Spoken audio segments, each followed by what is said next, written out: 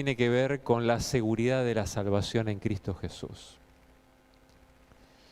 Si nosotros no estamos seguros de nuestra salvación en Cristo Jesús, la vida cristiana se transforma en algo terrible, en una carga.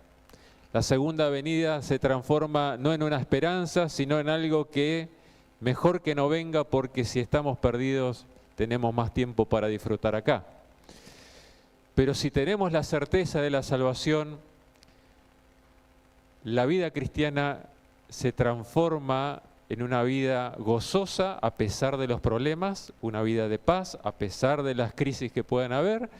La segunda venida se transforma en una gloriosa y segura esperanza. Y también lo que viene después de la justificación, que es la santificación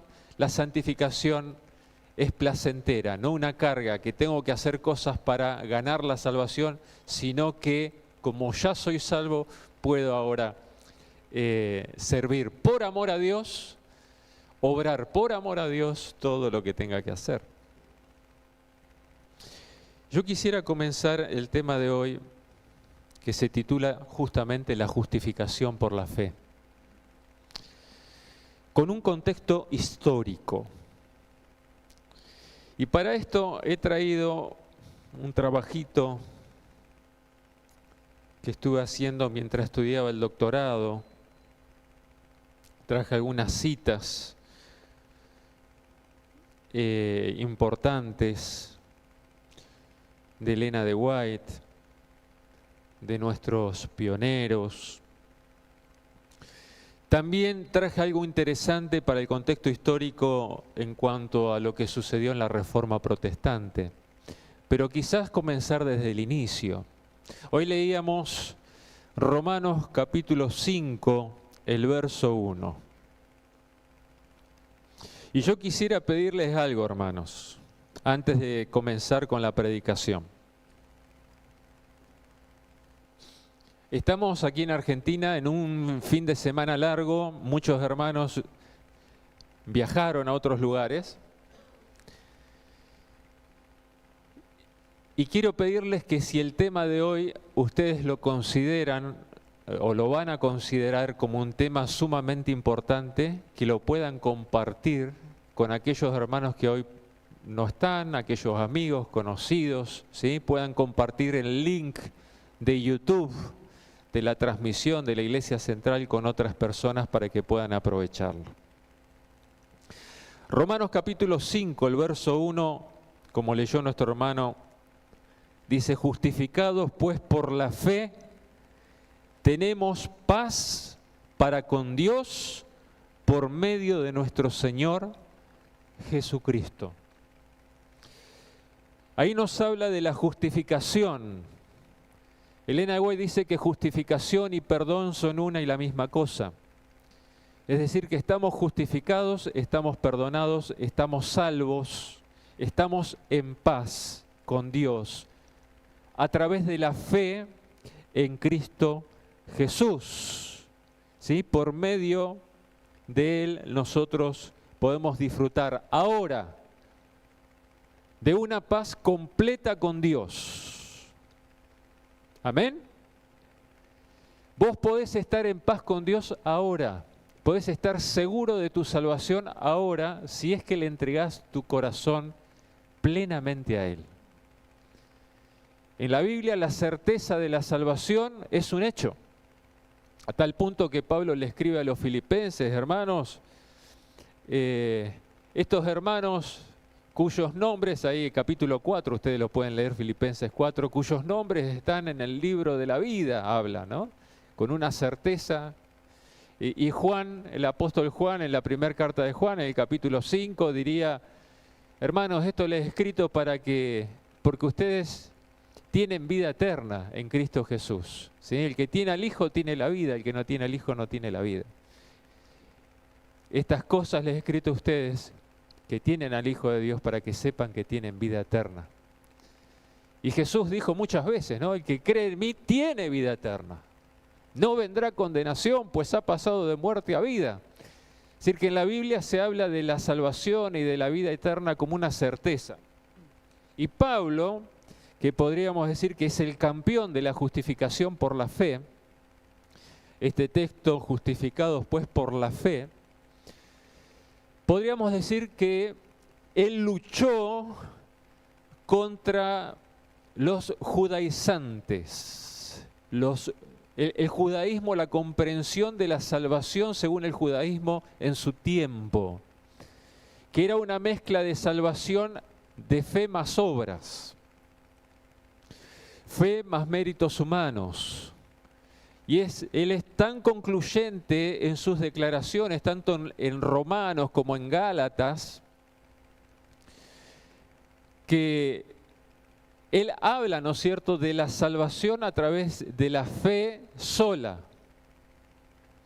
Por ejemplo, Romanos 3:28, donde dice: concluimos pues que el hombre es justificado por la fe sin las obras de la ley. ¿Por qué? Porque quería dejar bien en claro que la salvación es solamente por gracia a través de la fe en Cristo Jesús. Él había sido un judaizante que había tratado de ganar la salvación a través de sus obras, de sus méritos. Y es por eso que él luchó tanto para hacer comprender a la hermandad que la salvación es solamente por gracia. Y por una gracia objetiva histórica en la persona de Cristo de Jesús. Y esto lo voy a desarrollar un poquito más. Ahora, que sea por fe, como dije recién, implica que es también por gracia. Romanos capítulo 4, el verso 16, ahí dice: por eso la promesa es por fe, para que sea por gracia. Es decir, que cuando hablamos de justificación por la fe, estamos hablando de justificación por gracia. Es decir, como un don, como un regalo de Dios. Elena de White diría que la fe es la mano que se extiende para aceptar el regalo de la salvación que Dios nos ofrece. Es decir, que podríamos hablar tranquilamente de justificación por gracia. También que sea por gracia implica que no hay obras meritorias, ningún tipo de obra meritoria. Y esto está en Romanos capítulo 11, el verso 6. Romanos capítulo 11, el verso 6. Dice: y si es por gracia, ya no es por obras. De otra manera, la gracia ya no sería gracia. Y si es por obras, ya no es gracia. De otra manera, la obra ya no sería obra. Es decir, aquellos que quieren mezclar salvación por gracia, sumándole en alguna cuotita de obras y méritos humanos, están en error. O es por gracia, o es por obras. No hay mezclas. Las obras son el fruto de la salvación. Como gratitud, como mi compromiso de amor a Dios, yo hago obras, pero esas obras no son meritorias. Soy salvo solamente por gracia, no por gracia más obras. Y algunos citan a Santiago, ¿no? Donde dice que no solamente por fe, sino que las obras también. Pero Santiago, cuando uno lee la carta, no está contradiciendo a Pablo, sino lo que Santiago está atacando es la presunción de fe, de aquellos que decían tener fe, pero en realidad estaban viviendo una vida o en el pecado, una vida discriminando a sus hermanos, una vida de orgullo, ¿no? Entonces dice, lo que ustedes tienen no es fe, sino presunción. Y Santiago ataca eso, ¿no? Muestren la fe verdadera a través de hechos concretos, dice Santiago. Pero no está contrarrestando lo que Pablo dice aquí. ¿Qué más podríamos decir de manera introductoria? Podríamos hablar de la Reforma Protestante y sus predecesores. La Reforma Protestante Hermanos, ellos estuvieron por siglos de oscuridad espiritual, donde centraban la salvación, ¿no? La iglesia católica centraba la salvación en méritos humanos, en penitencias, en determinados sacrificios que tenían que hacer. Y cuando diferentes sacerdotes y líderes religiosos dentro del catolicismo descubrieron la salvación por gracia a través de la fe, a la mayoría de ellos mataron, porque ya no era necesario comprar indulgencias. Las indulgencias, que eran unos papeles que la Iglesia Católica vendía, diciéndote: mirá, si vos comprás este papel tiene el sello del Papa. Este papel te concede el perdón de todos tus pecados, pasados, presentes, y si pagás una suma mayor de dinero, te agregamos pecados futuros. Es decir, te aseguramos la salvación. Y juntaban tremendas cantidades de oro para construir las grandes catedrales. Entonces, cuando un monje agustino como Martín Lutero dijo: eso es una estafa, la salvación es por gracia, y muchos antes de Martín Lutero también se levantaron y los mataron, los quemaron como herejes. Martín Lutero logró llevar adelante la Reforma protestante y llevó adelante la salvación, el mensaje de la salvación por gracia, la justificación por la fe, no por obras. Pero no fue fácil, hermanos. No fue fácil.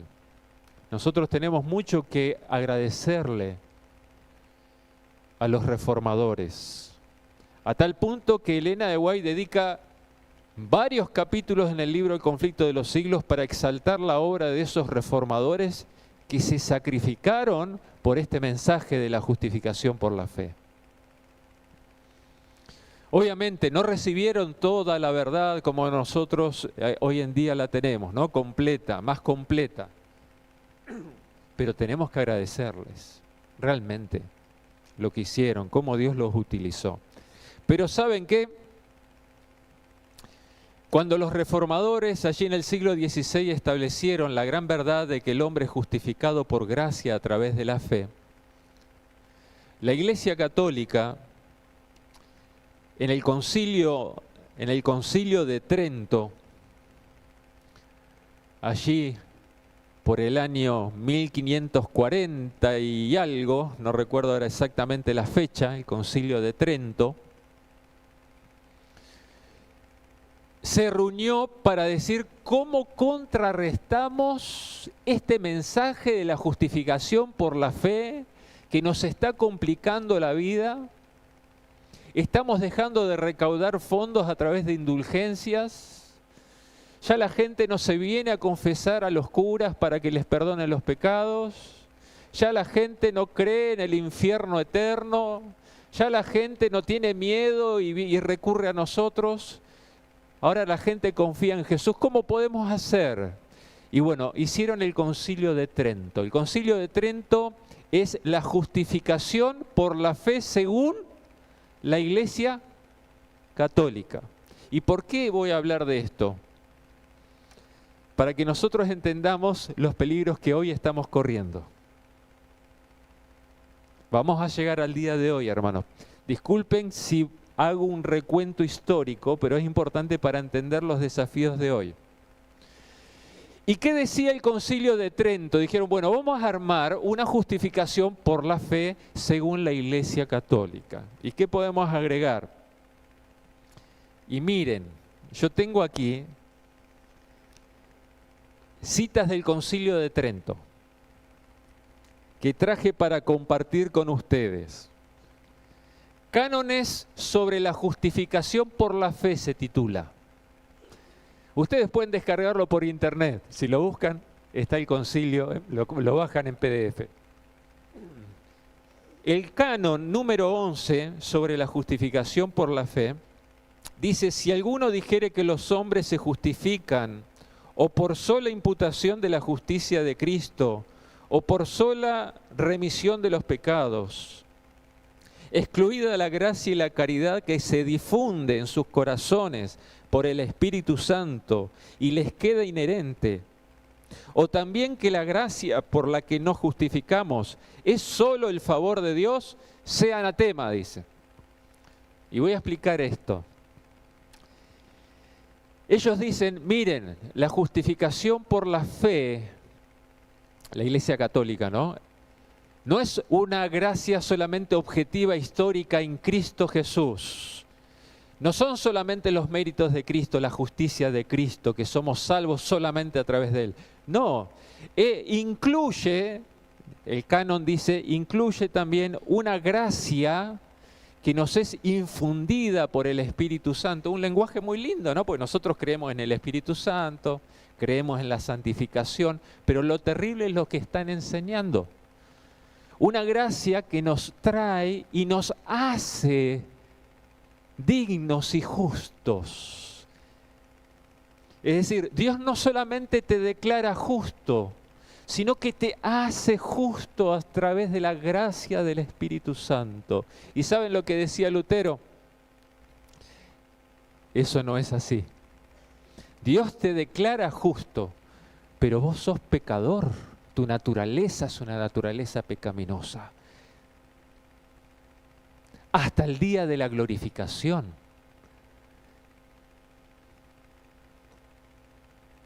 Y esto es importante porque el canon 24, que es el otro que voy a leer, está muy relacionado con el problema que hoy estamos viviendo como Iglesia Adventista del Séptimo Día, con la falsa enseñanza de la teología de la última generación. Que podríamos decir que es el Trento o el Concilio de Trento adventista, la teología de la última generación. Y voy a explicar un poquito más ahora. Concilio de Trento, canon 24 dice, si alguno dijere que la justicia recibida, o sea, ¿no?, a través de la fe, no se conserva, y también que no se aumenta delante de Dios por medios de las buenas obras, sino que las obras mismas son solamente fruto y señales de la justificación alcanzada, no causa también de aumentarla, sea anatema, dice el catolicismo. ¿Qué está diciendo? Le voy a explicar esto. Según la Iglesia Católica o la idea de la justificación por la fe católica, sos justificado a través de la fe, pero es solamente el inicio. Después vos tenés que mantener esa justificación a través de tus obras y aumentar esa justificación a través de tus méritos. Es decir, que terminás siendo salvado no por los méritos de Cristo, sino por tus buenas obras y tus méritos, sumados. No es que lo dejan de lado a Cristo y su justicia, sino que dicen solamente es el inicio. Después vos tenés que sumarle, aumentarle, dice, ¿no?, la justificación a través de tus méritos y obras. ¿Cómo lo ven esto? ¿Es así? ¿Podemos agregarle algo bueno a la justicia de Cristo? La Biblia dice en Isaías capítulo 64, el verso 6, que nuestras justicias son como trapos de inmundicia. Y Martín Lutero decía que aún lo bueno que nosotros podamos hacer,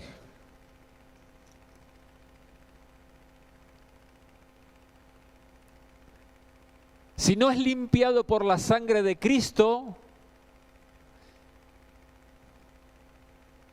sería considerado por el cielo como algo contaminado, como algo sucio, como pecado. Como dice la Biblia, ¿no? Nuestras justicias son como trapos de inmundicia. ¿Y saben lo que eran los trapos de inmundicia? Eran los trapos que usaban las mujeres en ese tiempo para la menstruación. Dice nuestras justicias, lo que podemos producir como seres humanos, lo bueno, lo mejor que podemos hacer. Pero ¿qué pasa? La Iglesia Católica dice que esas buenas obras son meritorias porque son producidas por el Espíritu Santo. Que si fueran solamente obras humanas no serían meritorias, pero como las produce el Espíritu Santo son meritorias. Pero la Biblia dice que lo bueno que podemos hacer es gracias al Espíritu Santo. Y Elena de White dice que lo que el Espíritu Santo en nosotros, y Martín Lutero también decía esto, ¿no? Y la Biblia también lo dice, ahora vamos a leer un texto bíblico. Cuando el Espíritu Santo obra en nosotros, al actuar en nosotros, a través de estos canales pecaminosos, la buena obra que produce el Espíritu Santo en nosotros sale, por causa de nuestra naturaleza pecaminosa, sale imperfecta. Y para que pueda ser acepta ante Dios, debe ser purificada por la sangre de Cristo y perfumada con su justicia. Es decir, que aún lo bueno que hacemos necesita de justificación, es decir, de perdón a través de Cristo. ¿Por qué digo esto, hermanos? Porque hoy en día tenemos un problema con la teología de la última generación, donde dice que la salvación después del cierre del tiempo de gracia va a ser sostenida gracias a la justicia que cada uno va a mantener sin mancha ante Dios. Y yo les quiero leer la última cita del concilio y lo voy a relacionar con la teología de la última generación. El Canon 33. El Canon 33 del Concilio de Trento dice, miren qué interesante, ¿no?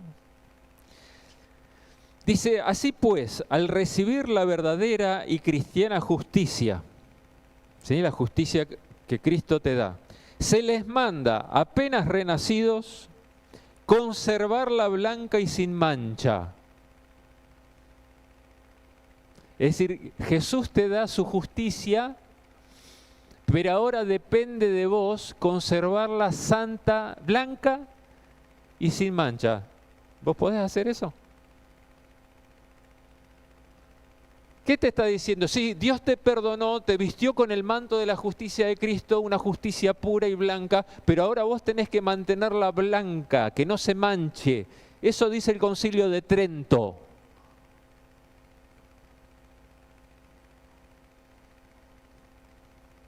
Pero si yo soy sucio y pecador en mi misma naturaleza, yo no puedo mantener blanco algo que solamente Dios me lo ha dado de esa manera.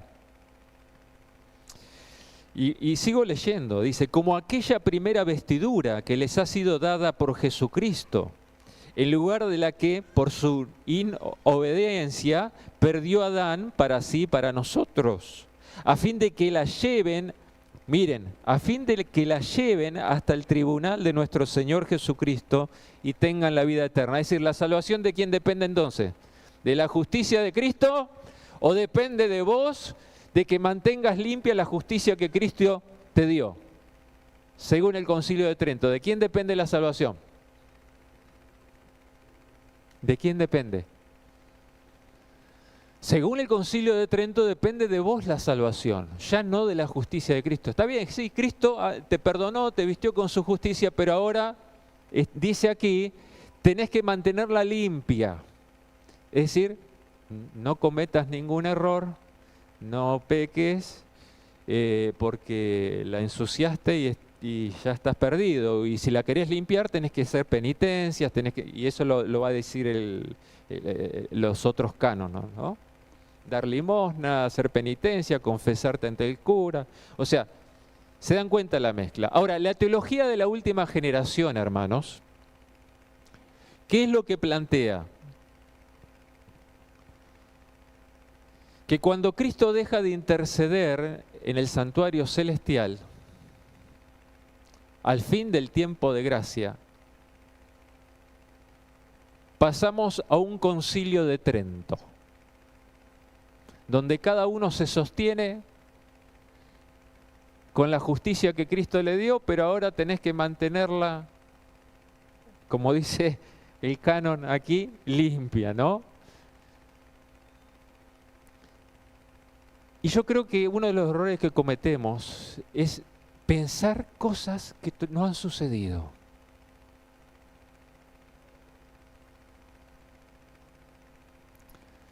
¿Qué es lo que va a suceder con la última generación? Bueno, evidentemente van a estar consagrados. Dios ya sabe quiénes son los que se salvan y se pierden. La salvación depende solamente de la justicia de Cristo. ¿Será que esa generación va a cometer algún error? Y miren, yo creo que acciones de pecado, creo que con la presión que se va a tener, no van a tener tiempo, ¿no? Porque van a caminar de rodillas esa generación. Pero el pecado es mucho más que acciones pecaminosas. La justicia de Cristo los cubre hasta la glorificación, a tal punto que Elena de White dice que cuando Cristo aparece en las nubes de los cielos, ellos se sienten perdidos en ese momento, y cuando Jesús desde los cielos proclama mi gracia es suficiente, ellos proclaman ahí victoria. Recién cuando Cristo dice mi gracia es suficiente, porque se dan cuenta que son pecadores. Hermanos,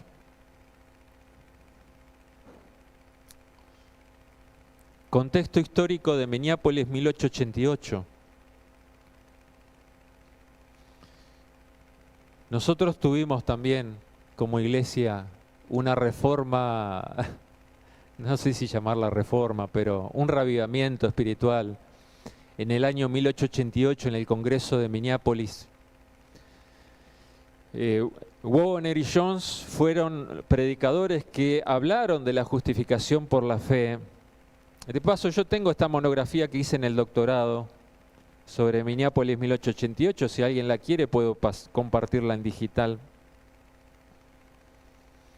Y Elena de White menciona que la iglesia para el año 1888, ella escribe en la Review and Herald, 11 de marzo de 1890, como pueblo hemos predicado la ley hasta quedar secos como los montes de Gilboa, desprovistos de lluvia y de rocío. Se había hecho tanto énfasis en la ley, en los 10 mandamientos, en el sábado, que ella dice, hemos predicado, sí, está bien, la ley, perfecto, pero nos hemos olvidado de predicar la justificación por la fe, por gracia, y nos hemos convertido, dice, como en los montes de Gilboa, desprovistos de lluvia y de rocío. Y ella menciona en el manuscrito número 5, de 1889, o sea, un año después del Congreso de Minneapolis, que cuando Waggoner y Jones predicaban, dice ella, cada fibra de mi corazón dijo amén. Cuando se presentaba la salvación solamente por la justicia de Cristo, por los méritos de Cristo, sin ningún mérito humano. Dice que Elena de White, dice, cada fibra de mi corazón decía amén. Y entonces ella, en manuscrito 5 del año 1889, dice, cuando el hermano Waggoner presentó estas ideas en Minneapolis, fue la primera vez que escuché de labios humanos una enseñanza clara acerca de este tema, exceptuando las conversaciones entre mi esposo y yo.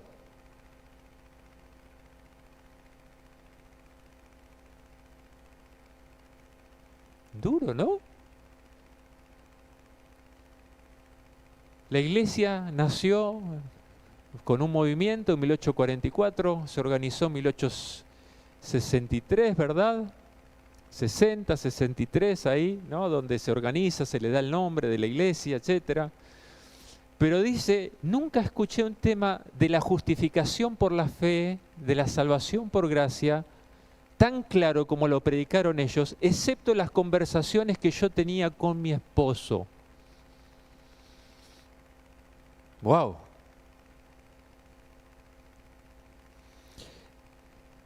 Y esto realmente nos lleva a replantearnos qué es lo que sucedió también en Minneapolis 1888, porque ella dice que la gran mayoría de los delegados del Congreso Minneapolis 1888, que eran entre 85, después se sumaron 5 más, dice ella, llegaron a ser 90 delegados que representaban a la membresía mundial, influenciados por líderes religiosos, terminaron rechazando el mensaje de la justificación por la fe.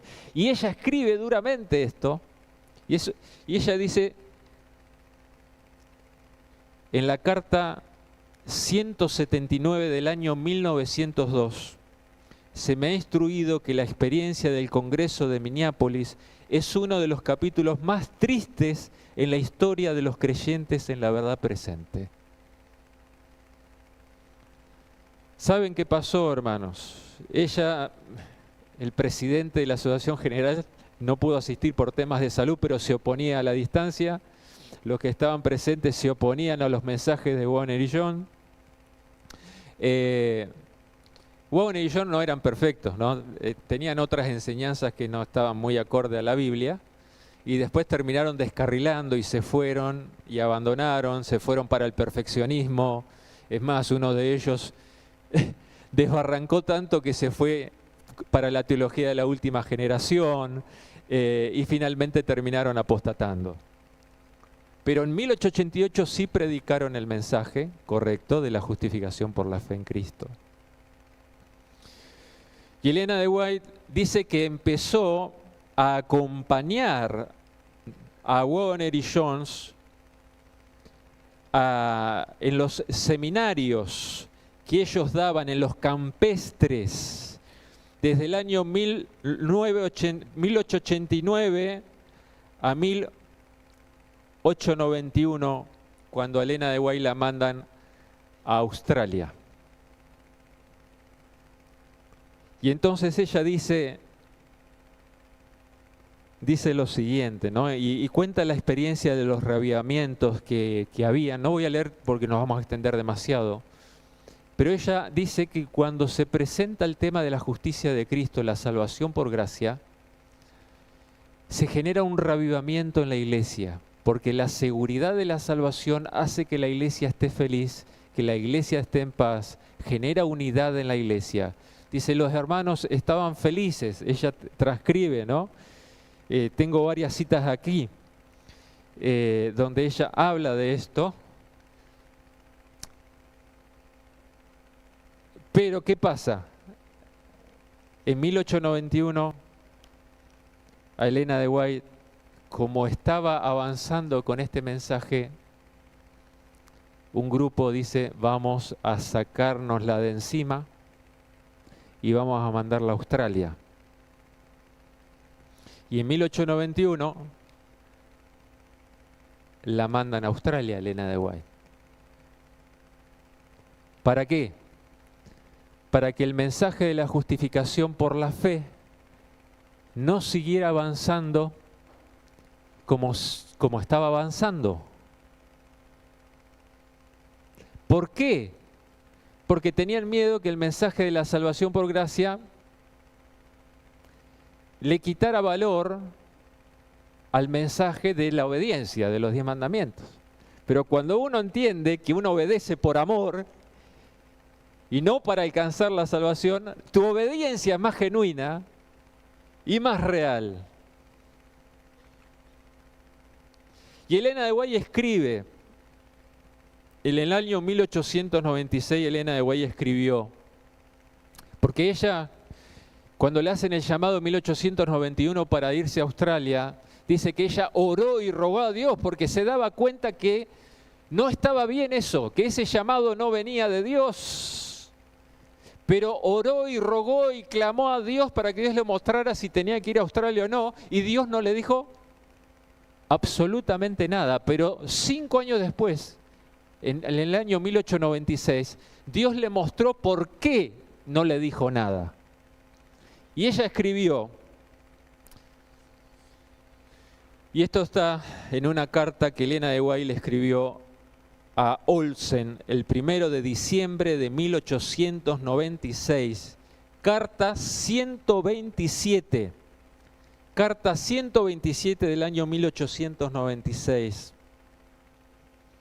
Dice que la gente de Battle Creek sintiera que debía hacernos ir en el momento que lo hicimos, Australia, fue resultado de maquinaciones humanas, no del Señor. Miren qué fuerte. Había un deseo tan grande de que nos fuéramos que el Señor permitió que esto ocurriera.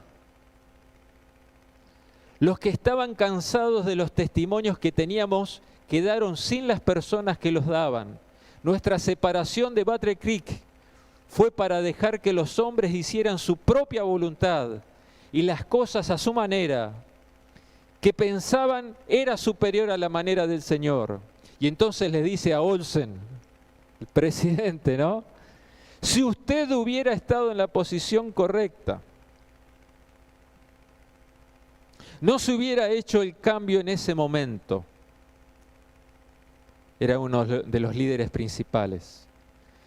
El Señor hubiera obrado en favor de Australia por otros medios y se hubiera ejercido una influencia en Battle Creek, el gran corazón de la obra.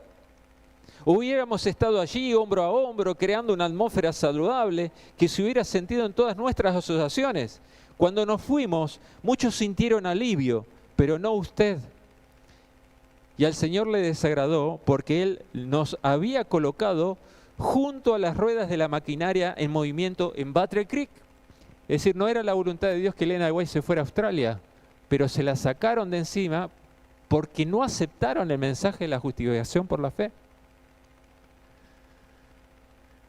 Y Dios no le mostró en ese momento a Elena de White esto que había sucedido. Le mostró 5 años más. Y yo he hablado con algunos pastores y algunos me han dicho, bueno, pero resultó en bendición que en Australia fuera porque la obra creció, se estableció en Australia, etcétera, ¿no? Y el presidente fue Daniels, que ahora voy a mencionar algo de Daniels. Pero Elena de White dice, fue un gran error. Dios pudiera haber utilizado otros instrumentos para que en Australia la obra creciera. Nosotros debíamos continuar con el reavivamiento de la justificación por la fe en Battle Creek y se nos cortó. Fuerte.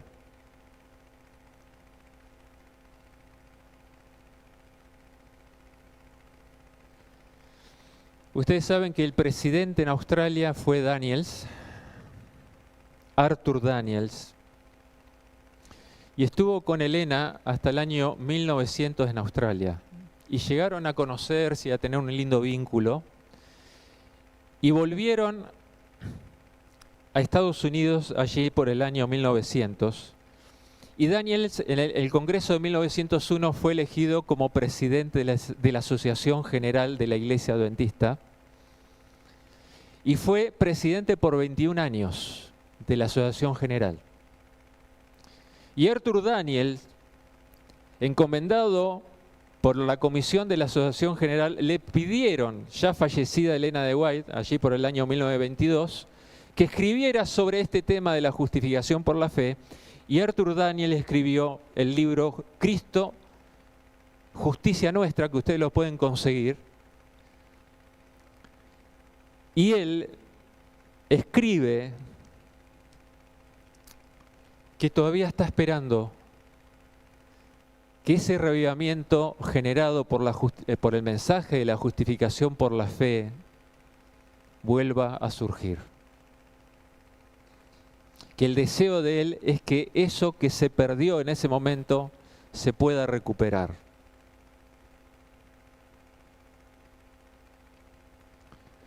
Hoy en día, hermanos, estamos ante una situación tan difícil con esta teología de la última generación que trata de sacar el foco de la salvación en Cristo y ponerla en los méritos humanos. Que el Señor quiere de vuelta llamarnos a volver al mensaje de gran reavivamiento. Elena de White dice: el fuerte pregón ha comenzado con el mensaje de la justicia de Cristo. Hay una cita muy linda. El Salvador que perdona los pecados.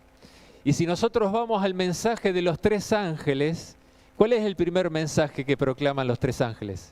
El Evangelio eterno. ¿Y qué es el Evangelio eterno? Es la justificación por la fe, la salvación por gracia a través de Cristo Jesús. Es el primer mensaje que tenemos que dar. Después viene el mensaje del sábado, del juicio, ¿no? La segunda venida. Pero si nosotros no tenemos claro que somos salvos por gracia, lo otro se transforma en una maldición más bien que bendición.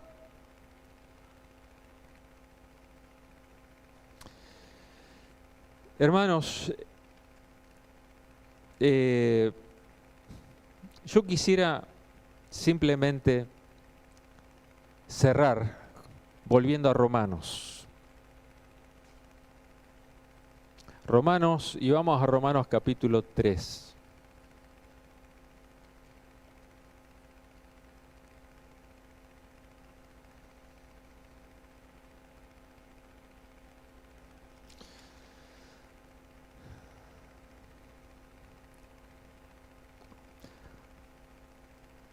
Romanos capítulo 3, el verso 10 dice: como está escrito, no hay justo ni aún uno. El verso 19 dice: pero sabemos que todo lo que la ley dice, lo dice a los que están bajo la ley, para que toda boca se cierre y todo el mundo quede bajo el juicio de Dios. El verso 20 dice: porque por las obras de la ley, ¿qué dice? Ningún ser humano será justificado delante de él. Por medio de las obras de la ley, ningún ser humano será justificado delante de él, ya que por medio de la ley es el conocimiento del pecado. Y esto es una realidad presente y también para la última generación.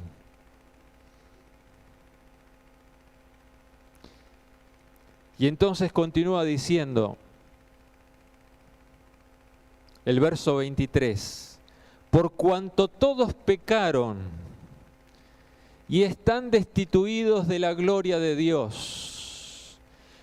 Y el verso 24 dice: pero son justificados gratuitamente por su gracia, mediante la redención que es en Cristo Jesús. Es decir, que todos hemos pecado y estamos destituidos de la gloria de Dios, pero somos justificados gratuitamente por su gracia. Hace una unión de dos palabras para que no queden dudas: gratuitamente por su gracia. Por si no entendiste lo que significa gracia, el apóstol Pablo te puso al lado la palabra gratuito. Es decir, que la salvación es gratuita para vos, es un regalo de Dios, pero fue mediante la redención en Cristo Jesús. Significa que alguien pagó tu salvación. ¿Quién pagó la salvación? Cristo Jesús pagó la salvación. Cristo Jesús compró la salvación con su sangre. La palabra redención significa liberar a un esclavo mediante el pago de un precio. Jesús pagó el precio con su sangre, nos liberó, nos justificó, nos perdonó, ¿verdad? Y ahora vivimos en el proceso de la santificación, que es permanecer en Cristo hasta el día de su venida, cuando allí sucederá lo tercero, la glorificación. ¿Qué es la santificación? Crecer cada día en Cristo, pero ya estando justificados en Él.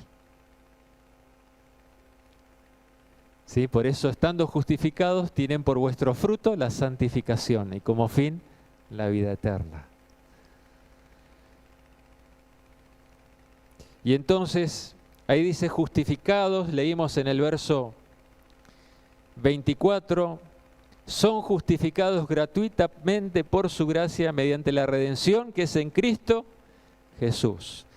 El capítulo 4 de Romanos, el verso 4 dice, pero el que trabaja para ganar la salvación, no se le cuenta el pago o la recompensa como un regalo, sino como deuda. Pero el que no trabaja para ganar la salvación, es decir, obrar para ganar la salvación, sino que cree en aquel que justifica al pecador, al impío, su fe le es contada por justicia. El verso 6 dice, por eso también David habla de la bienaventuranza del hombre a quien Dios atribuye justicia sin que tenga obras, diciendo, bienaventurados aquellos cuyas iniquidades son perdonadas y cuyos pecados son cubiertos. Bienaventurado el hombre a quien el Señor no culpa de pecado. Y en el capítulo 5 nos dice que a través de la justicia de Cristo nosotros podemos ser salvos. Dice el verso 16, y con el don nos sucede como en el caso de aquel uno que pecó, porque ciertamente el juicio vino a causa de un solo pecado para condenación, pero el don vino a causa de muchas transgresiones para justicia. Verso 17, si por la transgresión de uno, de Adán, de uno solo reinó la muerte, muchos reinarán en vida por uno solo, Jesucristo, los que reciben la abundancia de su gracia y el don de su justicia. El verso 18 dice, así que, como por la transgresión de uno, Adán, vino la condenación a todos los hombres, de la misma manera, por la justicia de uno, Jesucristo, vino a todos los hombres la justificación que produce vida. Es decir, por el pecado de uno, nosotros fuimos, dice después, constituidos pecadores, nacemos bajo condenación, no por el pecado, la culpa de Adán, sino por nuestra naturaleza pecaminosa. Nosotros no creemos en el pecado original, ¿sí? En la culpa que se transmite. Creemos sí en una naturaleza pecaminosa que se transmite, que nos incapacita para poder obrar nuestra salvación por nuestros méritos. Por eso dice, por el pecado de uno fuimos todos condenados. Pero por la justicia de uno, de otro uno, que es Jesús, somos todos justificados. Es decir, que es la justicia de Cristo sola, sin que yo le agregue nada. Elena de White diría, la justicia de Cristo no tiene ni una hebra de obra humana, de mérito humano. Es solamente la vida perfecta de Jesús, que es contada a tu favor cuando vos te arrepentís de tus pecados, confesás tus pecados, el Señor te cubre con su manto de justicia y Dios te ve como si nunca hubieses pecado. Te ve como a Cristo mismo, porque Él te ha vestido con su manto de justicia. Y Pablo lo reafirma en el siguiente verso, en el verso 18.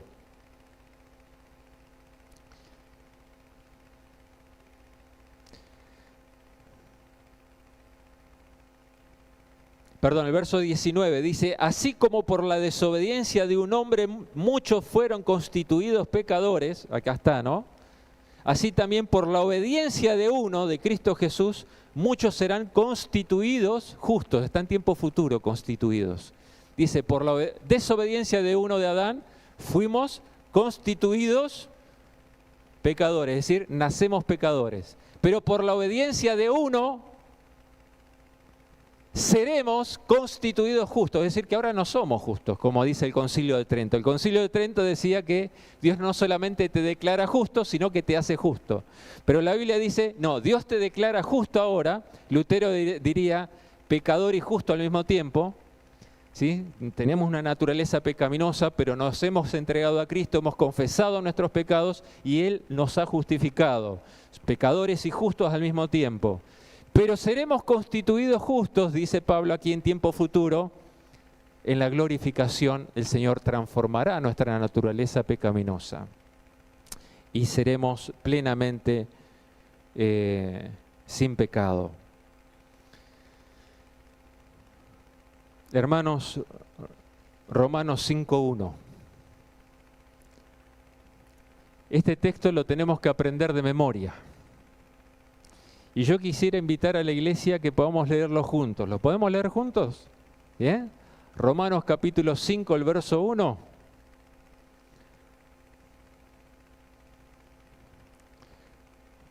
Vamos a leerlo. Dice: justificados pues por la fe, tenemos paz para con Dios por medio de nuestro Señor Jesucristo. Amén. Si Jesús viniera hoy, si Jesús viniera hoy,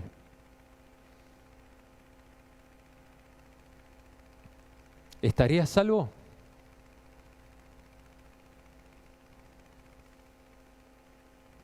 ¿Puedes tener la certeza de la salvación hoy? ¿Cuántos creen que pueden tener la certeza de la salvación hoy? Amén. Amén. Dios desea que tengas la certeza de la salvación. ¿Qué tenés que hacer para esto? Entregar tu vida sin reservas a Dios. Confesarle y entregarle todos tus pecados al Señor. Y permitir que Él sea el Señor de tu vida. Una entrega completa de tu corazón, nada más. Los frutos, las buenas obras, la obediencia, el compromiso misionero, todo eso va a venir como resultado y lo vas a hacer por amor, no como una carga, sino por amor, porque ya estás gozoso de estar salvo en Cristo Jesús, porque pronto tu mejor amigo, tu Salvador, vendrá a buscarte y te llevará a vivir con Él, aquel que dio su vida para salvarte. Que Dios te bendiga y que el gozo de la salvación pueda motivarte a perseverar aún en los momentos difíciles de la vida. Saber que estás salvo en Cristo Jesús. Mientras te refugies en Cristo Jesús estás salvo. Saber que Cristo vendrá y te llevará a vivir con Él es la mayor esperanza que tenemos. Y es mi deseo, hermanos, que ese reavivamiento que el presidente Arthur Daniels anhelaba ver nuevamente, podamos nosotros verlos también en una iglesia que está convencida de la salvación en Cristo Jesús, de la justificación por la fe, y que llena del Espíritu Santo proclama este mensaje juntamente con el mensaje de los 10 mandamientos y del sábado, la segunda venida, pero en primer lugar con la seguridad de la salvación en Cristo Jesús. Que esa seguridad te brinde esperanza hoy y siempre, fuerzas para seguir adelante, porque Jesús pronto viene a buscarnos. Que Dios los bendiga.